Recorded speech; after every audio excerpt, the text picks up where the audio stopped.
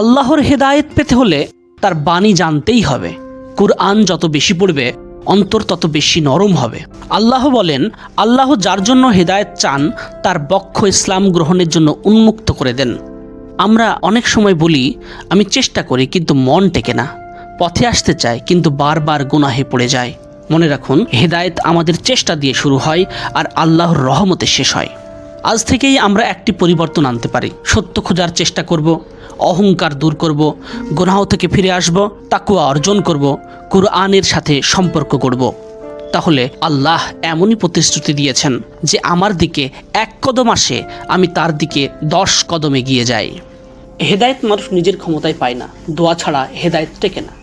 রাসূলুল্লাহ সাল্লাল্লাহু আলাইহি ওয়াসাল্লাম প্রতিদিন দোয়া করতেন, হে আল্লাহ, আমার অন্তরকে স্থির রাখুন। যদি নবী করিম সাল্লাল্লাহু আলাইহি ওয়াসাল্লাম, যিনি হেদায়েত প্রাপ্তদের নেতা, তিনিও আল্লাহর কাছে হেদায়েত চান, তাহলে আমরা কেন চাই না?